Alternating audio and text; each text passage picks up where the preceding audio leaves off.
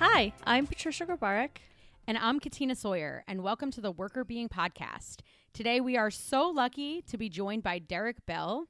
He is leader of wellness and strategy at Ascension Employer Solutions. He's also a faculty member at University of Wisconsin's Stephen Point in their MBA program and at Midstate Technical College. He's an award-winning soccer coach, and he also hosts the Highway to Well podcast. So many amazing things, so many great accomplishments. Really focused on wellness through and through. Thank you so much for being here with us today, Derek. Oh, thank you for having me. I have been excited to have a fireside chat here and for us to record it and talk about all the different ideas about wellness that we have and we can share and learn and grow and all the fun stuff that comes from conversations like this. Well, we're thrilled to have you, and we'd love to start off with really talking about your career path. So where have you been? Where are you going? And what brought you to focus on wellness at work? Well, I think a lot of people in the wellness field, I did not have a linear path to where I am today. And I'm absolutely grateful for that. But I think what really started and really kind of catapulted me to try to understand what I wanted my career to look like was about the midst of my second semester in law school and sitting in a final exam and just putting my head down and falling asleep for a couple hours, realizing that I really did not like the path that I was on. And so I had this massive amount of pressure as a first generation college student in my family. And that I kind of found myself in this field that is supposed to be a tremendous achievement, and I didn't feel that, and I didn't feel like this was really the direction I wanted to go. And I had a professor at my undergraduate school at Knox College in Galesburg, Illinois, who when I came to her and said, I want you to write me a letter of recommendation for law school, she laughed and said, I'm not going to do that. And I said, but wait a second, you're supposed to be helping me and I'm going out into my career and I don't know what that's going to look like, but I'm just asking you to write this letter for me. And God bless her heart, Jane Stengel said, okay, well, I will write you a letter of recommendation, but when it doesn't work out, just give me a call. And being 22, I was like, okay, well, whatever. She doesn't know and I don't know, but I didn't think too much about it. And then as I got through this year of law school, I kept thinking that there wasn't a single moment that I found fulfilling. And I got past the part where that's supposed to be your normal part of your 1L law school process. And I just surrounded by people in an environment that I just didn't see a career path for me. So I kind of felt like I needed to make a decision for my own happiness. And so I decided to drop out. And I called Jane up and said, Jane, you were right. So what do I do now? And I started having these really wonderful career conversations with her and with another colleague that I'd had when I was in law school. Another real strong mentor in my life was the director of the organization I was working for. And she was a lawyer, but she also had, after talking with her, she gave me really the confidence to say, I really don't need to do this. There's other things I can do. I wasn't quite sure what that meant yet. I hadn't coined it as wellness, but I knew a couple things about myself. And one is that I grew up watching my parents kind of broken by their work and that their organizations didn't seem to care too much about them. They were just people doing jobs and their organizations were buying and selling off parts of the organization. And it just seemed very unsettled. And that was something that I never wanted to be a part of as much as I could control that. And I wanted to make sure that I wasn't like just broken by my work. I wanted to thrive. I wanted my work to be something that I felt compelled to do, something that mattered to me. So I made a promise that I would start going down a path where I would try my best to only work for organizations I didn't have to apologize for. So our output wasn't something that I felt bad about, that it needed to be something that made the world a better place. And that would give me an impact in people's lives at some level. And I found myself, after moving to Wisconsin to go to graduate school, started working for the National Wellness Institute. And there is where I really found all these different things that I needed to fulfill my mind, my heart, and my soul as to what I wanted to do with my life in the big kind of picture way. And how could I develop a career path that led me down several different paths to kind of the same theme. And so, and after working there for a couple of years, I had this incredible opportunity to become the director there. We were going through some staff turnover, and I was an interim director for a short while, and then was given the chance to lead the organization for a while. So I got to work hand in hand with the leaders in the wellness field. And at the time, it was an incredibly difficult time for the organization because the industry was changing. And there were a lot of economic factors that were putting stresses on the organization. So I needed to pivot it to grow and become a stronger revenue generating organization. So I worked with leaders to try to look ahead and see what was going to happen in the field and how could we match some different programming and educational opportunities and build the National Wellness Conference to continue to be the central point of where all these crossroads kind of came through. And working, it was kind of like I had this opportunity to get a PhD kind of level education in wellness. And that helped me really grow as a person and a professional in the field. And it also has given me a chance to build a career team of people that I can rely on when I have questions about things, or if I need to do something within the scope of my work now. I have a great relationship with a lot of people that I can call on to help me learn more about the field. So as I continue to work there, then I wanted to focus more on, instead of kind of broadcasting everything out in the field, I really wanted to take a step back and become a practitioner. And so I started working within the wellness field at work sites and organizations, because for me, like, that took me back to what I saw in my, in my home growing up, and trying to build organizations that are that allow us the opportunity to be love our work, but also that our organizations support us beyond just showing up, that they are creating environments where we can thrive and grow and learn. And so all these things kind of came together for me that just made complete sense in a way. So that's more or less how I found my way to this field, by being a law school dropout and going to the forest and figuring out where I needed to be. Well, we're really happy that you did, because you've done such amazing work. And you've been doing this for quite a while. And you mentioned that, during the period of time that you were, heading the National Wellness Institute, that there was a lot of industry change going on. How do you think the industry has changed more recently? And what do you see as kind of the biggest challenge and the biggest opportunity for people who want to practice wellness at work currently? Yeah, it's really interesting because COVID has kind of accelerated our attention in a lot of areas that have always been there for us in the wellness field, but have been largely either absent or misunderstood, misguided, or just completely, overlooked in organizations. So, through our COVID ripped open the opportunity to really talk more about mental well-being, social connection, stress, and purpose. That, to me, so having been in this field for over 20 years, that is really kind of taking us kind of in a full circle back to where the field actually started. And I remember one of the mythological stories about the early days of the National Wellness Conference here in Stevens Point, which at the time was unique and the only conference of its kind in the late 70s and early 80s. But there's this legendary story about Patch Adams coming to Stevens Point, and he was expected to do a keynote. And first of all, no one knew whether or not he had actually arrived. And we didn't have the technology to know whether or not he actually had arrived. There was just an assumption that he would show up for his presentation. And so the leaders of the organization at the time, they tell the story how they came to the site of the morning of his keynote without any knowledge of whether or not he was actually here, because he had not checked in with anyone. And so they had started prepping another person to be ready just in case Patch is not here.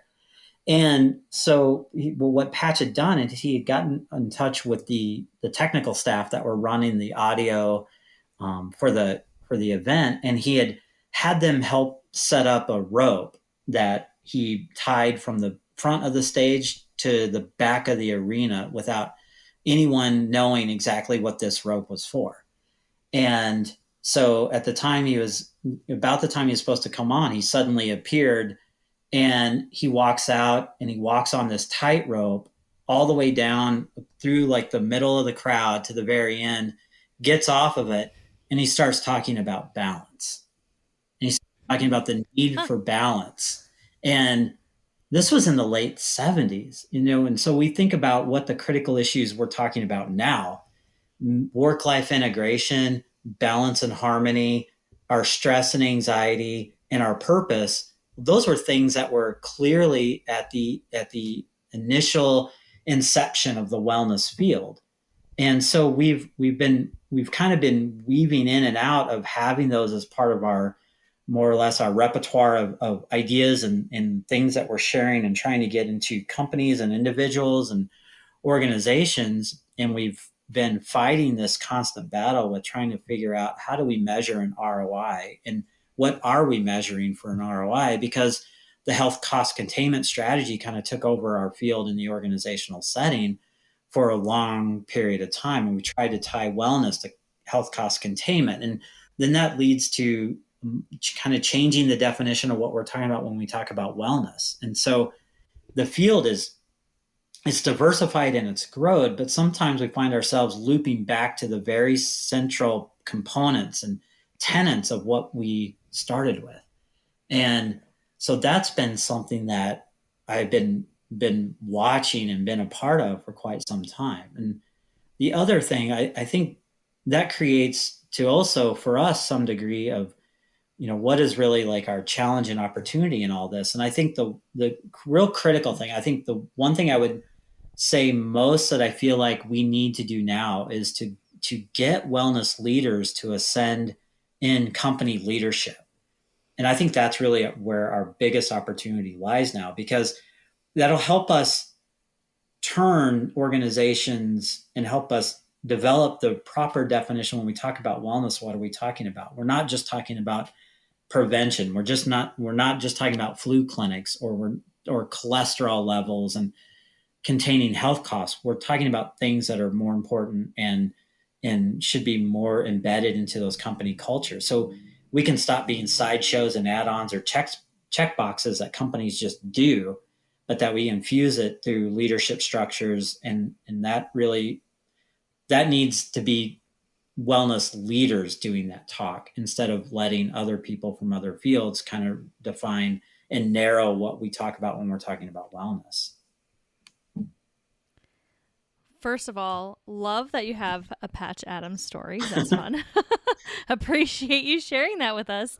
But second, I really find it so fascinating that we've done this circle back to, the basics and workplace wellness around work-life balance and things like that.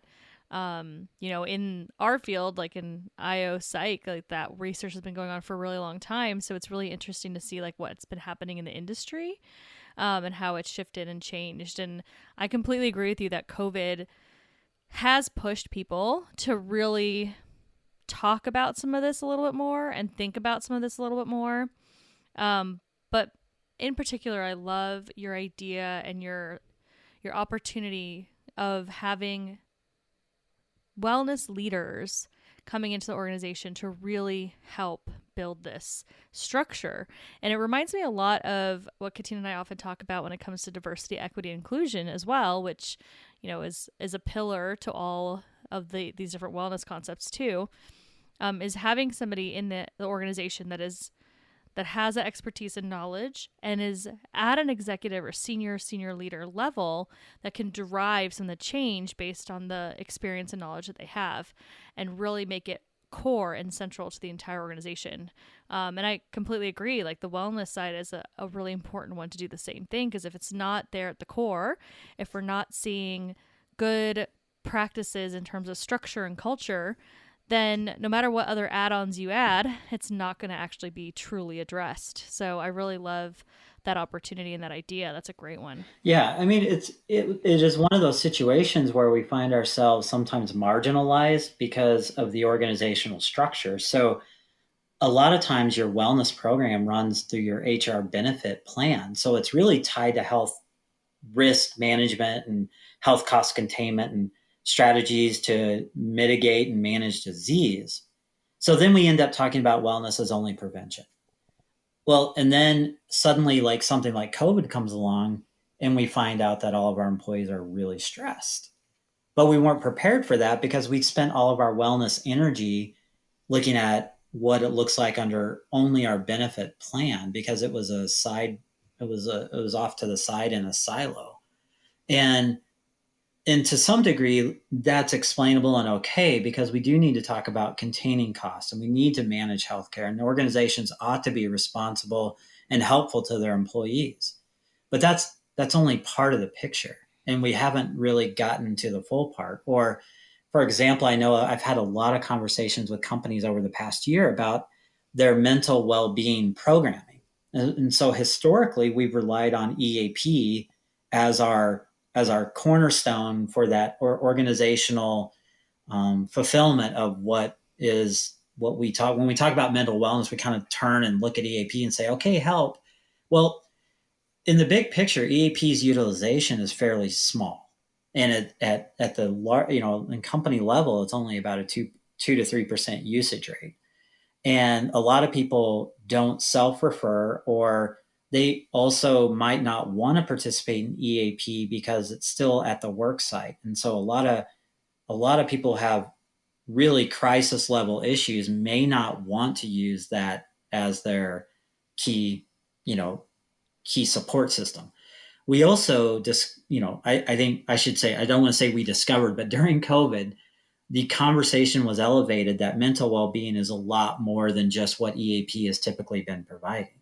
And so companies are now trying to wrap their hands around how can we provide better support pillars and mechanisms and structures and like a choice architecture that grows to include more help and support for stress, anxiety, and how can we build social connections? How can we build a more resilient workforce? So those conversations that we're having now are really wonderful, but it also shows how historically we've just been really negligent in that organizational framework on understanding really what wellness is about, because for the large part wellness can fill that a lot of that gap between someone just maybe not feeling great, but our issues haven't elevated either internally, or in the organizational setting to be something that's a crisis. So we don't really think much about using EAP, but we could definitely use some support. And that's where companies, I think, are learning more about the kind of what the gaps are. Not quite sure yet how to fill those, but thankfully wellness is starting to be viewed differently at a lot of those organizational levels in that way. Yeah, I mean, I think that it's really interesting to look at how organizations are focusing on more so now than I don't know about maybe ever, but quite a bit on in terms of mental well-being and wellness overall, now that there's sort of this external push to focus. And so in a way, there's been kind of a business case that's been made for wellness for a long time, and it's kind of taken maybe this like crisis event to push people towards thinking about wellness differently or having it more on their radar, because of the fact that there's sort of this external and internal push to say, we're struggling, help us out. So I think that's really fascinating. I want to talk about an analogy that you use a lot, which is that you talk about wellness being like a fork with 4 prongs. And I'd love to hear more about that, what you mean by that, and how did you land on these 4 prongs, and why are they so important at work? Well, that started with I was working with one of the greatest people on the planet, Sean Foy, who has been a leader in the field for a while. And I worked with him on a couple projects and worked with him and the Walcoa team on a Life on the Move program. And so he had asked me to put together kind of a personal, like a personal wellness initiative. And it was this kind of a 5-week project of articles that I needed to put together to help people make a change. And I thought, I kept thinking about when we talk about wellness, so how can we talk about it in a way that helps people understand that we've kind of moved beyond like your traditional 6 and 7 dimensional models. And I'm very aware of that history by being part of the National Wellness Institute and being an advocate for our 6 dimensions of wellness. But it always felt a little short-sighted to me because I couldn't connect my values to that in the way that I really wanted to. And then Ryan Piccarello and the group at Walcoa a few years ago started working on more of a values-based idea of wellness, that wellness is more about our human needs and then also our values of like resiliency and strength and growth and all these things. And that started to make more sense to me, but I still felt like I wanted to figure out a way to really explain it. And so along that way, I was starting to think about what are some ways that we can help people really think about their values and kind of their self, like a definition of their self, because that's where it all really starts for them. So I started doing this workshop where I would ask people to write down a set of values or start with a career map first. So they write down all these different arenas that they feel like are part of their life. So their work, or they're a writer, or they're a engineer, and then they're a parent, and they're a husband, and they're a coach, and they're a community member. And just start mapping all this out, and then write down what does it take to be good at those. And then that leads to writing down like what you value most.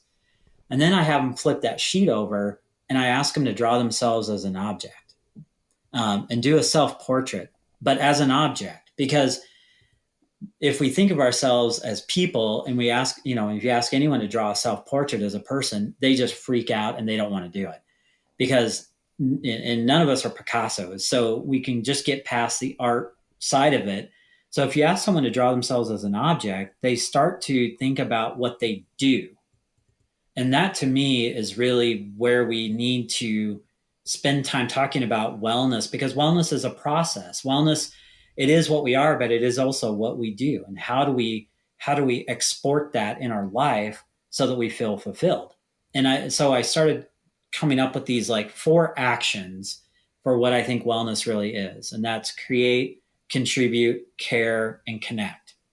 And so I needed to I wanted to find an object that to me embodied all of that. And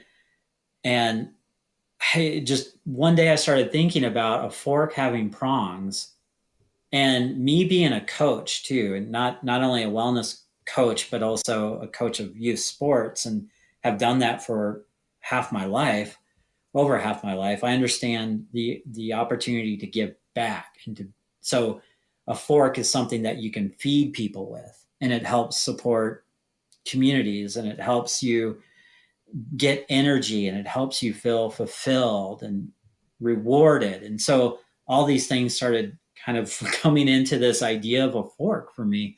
So when I did this workshop, I had historically been kind of stuck to like guitars and bridges. I'm a big fan of power chords and 80s hair metal. So I always start about guitars and amps and that's fun, but there was still like a couple components that are missing, and then I just landed on a fork in one of the workshops, and it was a light bulb moment for me, and shared it with the group that I was working with. And just, I feel like that's really, when we talk about wellness as a set of actions, create and contribute, care and connect, kind of, for me, do all of that. So, we can celebrate our creativity, and we're in our work, we're constantly if we're in a creative mode, then we're usually tied and more engaged to that work that we're doing. And if we contribute, then we give back to others, whether that's through something like this, like a podcast, or whether that's as a coach or a mentor, or just being part of your community. And care is always part of our wellness ideas really no matter what, whether that's caring for others, showing empathy, compassion, but also our ability to develop self-care practices. And then last, connecting to people is obviously we can talk at length about the value of connections. So those to me wrapped everything up into basically a fork. I love the four C's that you have like in your fork. I also like the creativity of having create as one of them. Sorry, I don't know why I thought that was funny, but having the four C's too is very creative, so that you have everything kind of flows really nicely. But I think it all makes a lot of sense. And how has that gone for you as you've shared this fork with the leaders and things as you've moved forward after this analogy? Like I like it. I just love to hear a little bit about what the reaction's been when you talk about it that way. Well, it's been really the whole process. When I've done it, it's always been this really eye-opening process for people. And we always try to, our job in a lot of fields, but in wellness is, and especially lately, is we've been really trying to get people to connect to their why and connect to their purpose. Because we know the research behind that proves that they live more engaged, healthier lives. And even with disease that sometimes we can't prevent, we have a more fulfilling experience, and we start to develop ideas about how to live a well life. And that was something I also learned too through the National Wellness Institute, and hearing some incredible presenters who had been battling breast cancer through their life, and then coming in and learning how to do dragon boat races in spite of their cancer diagnosis, so that they could have some fulfilling experiences with what life they had left. And as a younger person looking ahead, thinking that's just amazing to me. And that's really important and critical to how I see the world. So doing a process where I can get people to talk about what they really value, and that to me is really what we should be doing, is to get people to talk about values. And this type of process really works well. So one of the jobs that I've had to do is to be because I'm one of the few males in the wellness field, and where I am, I typically get asked to do men's health presentations.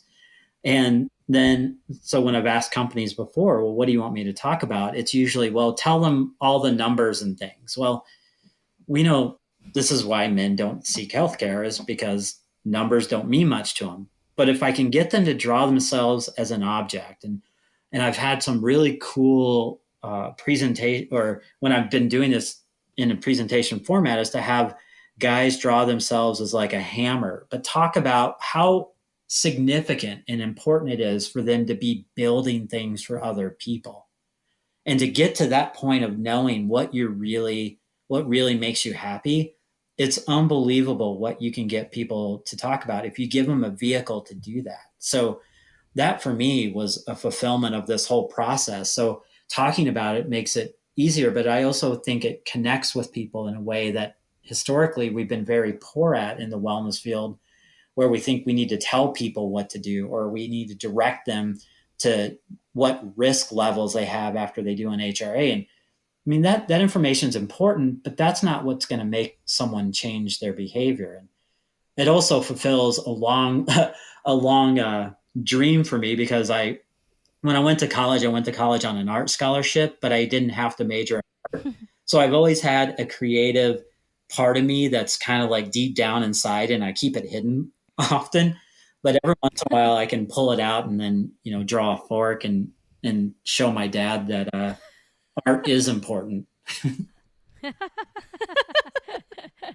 That's amazing. I really like that, and I really like the idea of putting people outside of their comfort zone, really to think about things that they think they know what the narrative is, but helping them to see things in a different light, which I think is what your activity does. It kind of jolts people out of their normal and asks them to look at something a little bit differently, and then opens their mind to sort of expanding around why a topic that they thought might not be relevant to them might be more relevant than they thought. So I really like that a lot. Yeah.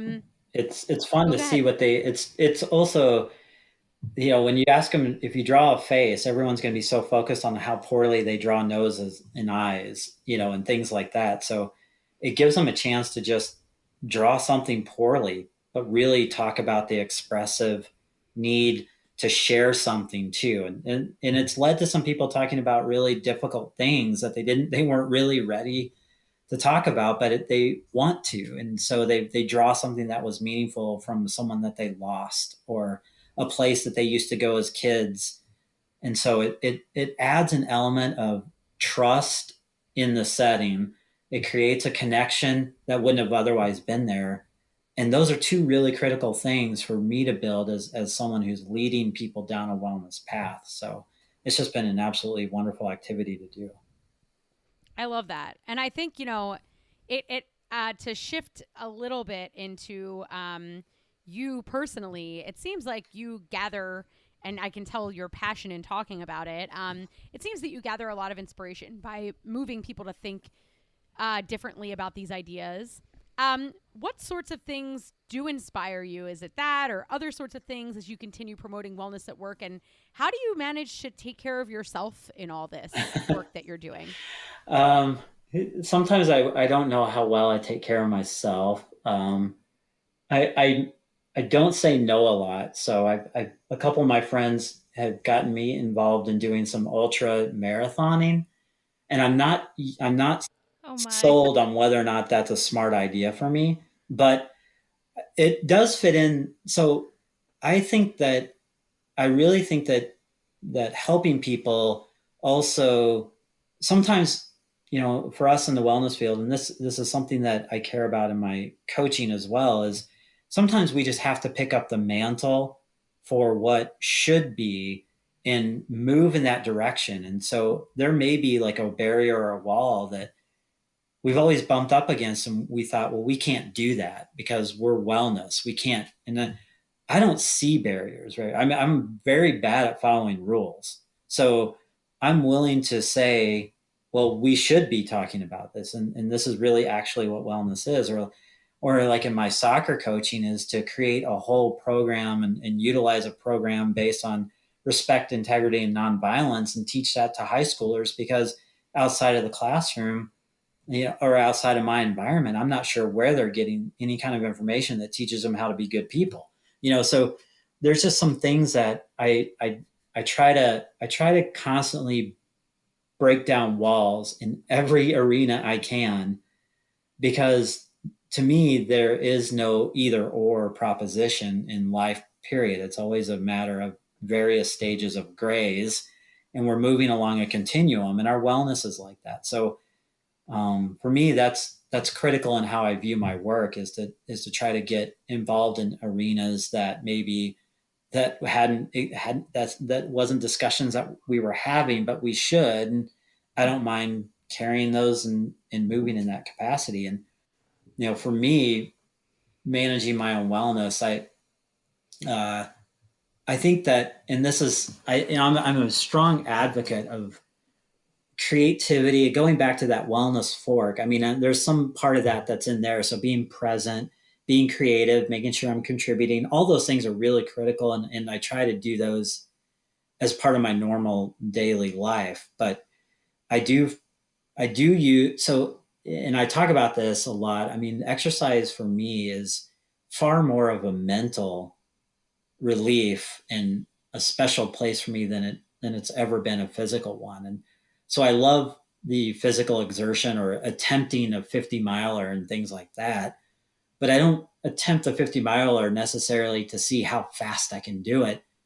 I want to endure it and spend some time in my brain and try to think about a lot of really cool stuff. And I also find bluegrass is pretty helpful to get you through stages of races and things like that. So I think I try to learn a lot from others in the field. And a good friend of mine, Maggie Goff, who's at Walcoa now, we have talked a lot, and I learned a lot about the utilization and really the value in micro moments from her. And I'd already been talking and thinking about it, but I hadn't coined it as a micro moment. And so for me, micro moments are how I get through every day, whether that's with my family, with the teams I'm coaching. If I can get like at Ascension, get leadership and development to create a wellness tab on their page, that excites me because that means that we're moving things in a direction that makes the world a better place. And I don't know if I answered your question, but Yeah. I had a lot of thoughts You on did. that. No, I think everything you've said has been very motivating. Like you're clearly really passionate about this, and so are we. And so I feel like just hearing you talk about it, I'm like, all right, let's keep going. Yeah. We're doing it. We're doing the thing. You're also probably the first person I have ever heard say that they want to run 50 miles to be in their head. That I feel See? like most people are like, I'm trying to get through it and I can't think because that's the harder part. So good for you. That is not me. But I totally get how the exercise piece can be a very big mental release. So I think that's a good call out for a lot of folks. But we're at the time where we want to start wrapping things up a little bit. Sure. And so I want to make sure that we give you some space to tell us anything else about yourself, your work, or wellness at work that we haven't covered today. Um, I was thinking about, in a way that how this all like ties together. And then I think, we had talked a little bit about previously about, something that maybe I've learned from coaching and that I could use at work. And I think there's a short story, I think ultimately what I learned from my soccer coaching that I've been able to translate into my professional work is to always remember that we're more than performance specialists, that we're actually memory makers. And if we can view our work in that way, then we can start to get to the fulfillment of when we say we have people centered cultures or people centered work sites. Sometimes we use that language and we don't really have people centered work sites. We have maybe a couple benefits in our plan that are great and people love it, but we're not really people focused. And that's something I learned in my coaching because I really, when I started coaching, and I've been a head coach at a high school for more than 20 years and coached at the college level. So I've been involved in some pretty competitive and high level environments. And early on in my career, I saw myself really as a performance specialist. And I thought my tactics and my technical training had to be bigger than, more important than anything else. And that's how we win, is because we're performing better with thinking only about making practices harder or more complex to mold their minds into being smarter. And I had a player who's now coaching college soccer and has been a college coach and is just absolutely one of the best college coaches that I know. He played high school soccer for me, and we were traveling to a game, and we had a string of a couple poor games, and I was really on the guys about their performance. I thought they weren't performing well. I was making practices harder, and he had the guts as a senior in high school to come up to me on the bus and ask if he could talk to me. And of course I was defensive. I was like, "Oh, come on." Like I figured it was going to be he was going to level some complaint at me, but he actually just sat down and said, "Coach, we need to talk. The guys aren't feeling well." And I think, and part of me was like, well, I wouldn't feel well either. We've been losing and not playing well. And he's like, "No, how would you think about it? What would you think about it this way? What if I showed up at work tomorrow and stood behind you and just complained about everything that you were doing? Like, no, don't use the T there, or no, you didn't capitalize that correctly." He's like, "That's what it feels like lately." And I thought, how incredible. At the time, I was just taken aback, and it took me a couple days to kind of digest that. But that changed me as a person and as a coach. And I couldn't be more grateful for him having the guts to come tell me what was really happening. And it allowed me that opportunity to either blow it off and be the same kind of jerk I was being, or understand I need to take a step back and rethink how I'm going about this, because it is all about the empowerment of others. And that's really what we're doing. So that's why I say we're more than just performance specialists. Like, we need to know the technical stuff, but what we really need to focus in on is what are we making memories about? because the memories are what people attach themselves to, and that's what helps them make actual change and live a happy life. I love that story so much. And what a great note for us all to make, that lessons that are important can come from anywhere, right? Like Exactly. places you're not thinking, places you're not looking. And just a great reminder that, inspiring people to proactively do the right thing instead of just not do the wrong thing is a really great way to keep people motivated towards getting better every day. So I love that. We usually ask a final fun question, but your fun question was about what lesson you learned from coaching, and you just told that. So I have a new fun question for you, Excellent. which is, what TV show has been sustaining you over the course of the pandemic, and is it Ted Lasso? Oh, you know, Ted Lasso, he's been my spirit animal since 2013. So a lot of people, Yep. I love that Ted Lasso is getting all the well-deserved attention, and he is by far the best advocate for soccer that we've ever had. So I appreciate that. But I would also tell anyone who loves Ted Lasso is to pull up on YouTube his early commercials for NBC Sports when they first got the Premier League contract, because those are absolutely hilarious. And so all of my soccer friends, we've been in love with Ted Lasso since 2013. So we're applauding That's we're awesome. applauding that everyone is caught up to the brilliance of what this man brings to our lives. So, Yay. yeah, so I mean, by all means, Ted Lasso is absolutely amazing, but I will say what has also been keeping me going is and this is I don't know really where to put this yet. So we may need to talk about this at another time, but I love falling asleep to Dateline. And I can't understand What? I don't understand why, but my wife and I will watch it, and it is so, in the tragedy of what we're watching. I think it's the cadence and the interview as they're talking about things. Yeah. The voice, it's like a blanket, and it just like comforts me enough where where I sleep very comfortably if I have a Dateline before bed. Well, I have a cousin that sleeps to Dateline as well, so you're onto something. There's a thing. There's a thing there. There is a thing. There is a thing. I haven't sorted it all out, because you on the face of it, you're thinking this is absolutely horrible.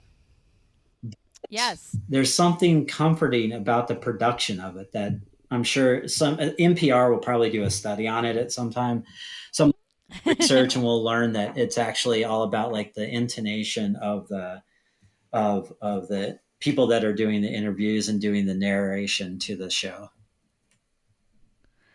That's I just don't even have a reaction. I'm surprised that Katina has another example of this, but whatever works. I listen to like ocean sounds. You listen to Dateline. To each their own. Wellness is not a one size fits all, right? Exactly. And then I sometimes I'll cap it off with some Colbert. So There we go. he's been very comforting to me over the past couple of years as well, for a lot of reasons. Yeah, that's a good one.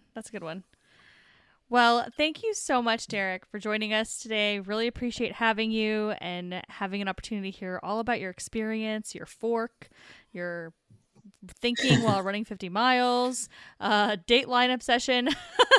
Really appreciate it. It's been very fun, and we hope our listeners have enjoyed it as well. So we'll make sure we put everything in the show notes that you've talked about, links to you so people can find you. Anything you want to call out specifically where they can find you, like as your top choice before we put in those links? Yeah, thank you. I think my podcasts are all on Spotify, available on Spotify. Highway to Well with Derek Bell. So that those are great, and I'm on Instagram as Derek Bell Wellness. So there's links there to some of the ideas and work, and you'll find some soccer coaching journals there. So all of you who are sports enthusiasts, that you might find a couple a couple posts there about coaching as well. Perfect. Well, thank you again for being here. We really enjoyed it. Thank you so much. Thank you so much for listening. We had a great time talking to Derek today and hope you did too. You can find more information about Derek on his website, derekbellwellness.com. And again, he also has a podcast called Highway to Well with Derek Bell. Love the rhyme. So go ahead and check him out and his show. It's a great listen as well. And as always, we'd love to hear from you. If you have any questions or any thoughts about the episode, we'd love to hear them. You can email us at contact@workerbeing.com. You can find us on our website, workerbeing.com, or on social media at workerbeing on Instagram, LinkedIn, Facebook, and Twitter. And as always, if you like what you heard, please share with someone else that might benefit, subscribe, and review our show. Thanks for listening. The Worker Being podcast is hosted by us, Patricia Grabarek and Katina Sawyer, and produced by Allie Johnson.